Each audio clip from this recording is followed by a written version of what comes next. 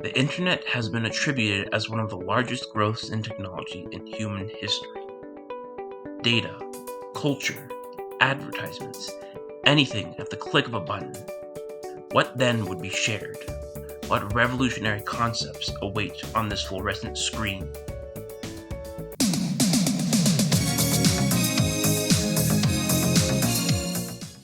Chances are, if you've ever been on the internet, you've heard this music video or experienced a Rickroll yourself. What is usually done as a prank works as a bit of a bait and switch. Lure someone in with an enticing prompt or clickbait. Wait a bit and play the Rickroll. The Rickroll itself is a song by Rick Astley called Never Gonna Give You Up. The Rickroll is a classic meme, however, and memes have evolved into wildly different forms these days. From just nonsensical imagery to ironic jokes that take multiple layers of ironic levels to understand. The list of memes can go on, such as the famous Rickroll, Neon Cat, No Me Gusta, the Troll Face, Running in the 90s, and so much more. Memes back in the years of 2008 and 2016 were more of a funny internet that does have some context to what they may be going on within communicating with others, while now it can be a mixture of context and subjects thrown into a blender to create a meme. For example, me and the boys up at 3 a.m. looking for beans. What does that even mean? Now everything is really explained by it's a vibe. When individuals say it's a vibe, they are saying that a distinctive feeling or quality is capable of being sensed. And basically it just means that it's a feeling that anyone can relate to and is now part of the internet's meme culture. Here's what these individuals have to say about their upbringing in the meme culture. Hello everyone, I am here with the lovely Sharon Hossein with me. Would you like to introduce yourself? Hello. Just a little small question. Hi everybody, I'm Sharon. So right here, I'm gonna be interviewing you about memes. Would that be okay with you?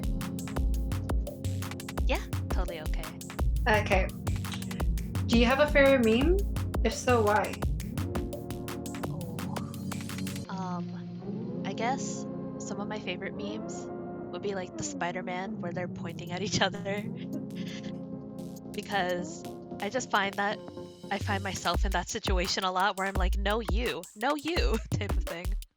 So really it's like the relatability that I love about it. Well, I think the most famous one is the Drake one. The very simple, the yes one and the no one. This is a terrible choice, but there's always has been meme that's great, where it's about an astronaut in space. Yes, the one with the gun, right? Yes. Exactly. Terrible decision, but you know what? It's great. You know what? I would agree with you on that. I was thinking back in 2011, when I had more access to the internet. I think the first meme I ever saw was those cat memes. It was like this weird cat picture in the middle with like a blue spiral around it, and it would be like Monday, or I'm not bred for Monday or something. It was one of those. It was for some reason back then everybody really, really hated Monday, and it was just a thing. It was like a personality to hate Monday. So yeah, that would have been the first meme I ever saw. It's Popcat. It's always been Popcat. I don't know why. Just a cat going. It's really funny to me. Ooh. Yeah. So how will you use the bobcat as, something as communication or? I mean, a lot of people use it. I use it as my Discord icon. I have to get Nitro to host our D&D campaigns. And I have a little pixel GIF of it. So when I talk, it just goes.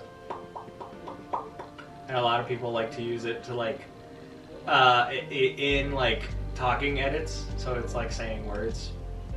Has there ever been a meme you've enjoyed I know you're older, so you don't see as much. But if you like can identify one, I would like to hear. Yeah, there's some memes that I've enjoyed, but there's also a lot of memes that because I have no social media. I don't spend time on social media because I don't like it. And so there's a lot of memes that I of course don't get because I'm not in that world, and they'll make a meme and I don't know why it's funny. But there are some memes that I've seen that are funny. Okay, do you feel the older generation often misconstrues memes, or just if more generally, at least humor and culture about perhaps millennials and even more so Gen Zers? Definitely. A lot of Gen Zers, I think, since if they don't follow, there might be some Gen Zers that do follow memes and stuff. If they don't follow those, like, basically inside jokes, they're just not gonna get it. It's the same, it works the same with your friends, and if you have a group of friends and you laugh about something, and if you have somebody that's invited, they're not gonna get that inside joke. They're just not. It's not part of that, like, inside culture. So yeah, I think it's hard to get Gen Zers and the older folk to understand those inside jokes. I feel like a lot of the differences come from just the absurdism of how memes have become. Like, there's a great example. You're probably gonna insert this or something, but Circle Tunes HD on YouTube made this like video where it's like, oh, back in the day, memes used to be like, oh, I took an image of a salamander and it's a funny thing, and now memes are just absolutely absurd. Yeah, and I think it's also just how the internet has grown to more like all-encompassing. When back in the day it was more like, oh yeah, I know a few people who were on the internet, yeah.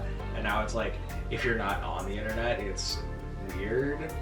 So just that part has also branched into memes because now they're literally everywhere.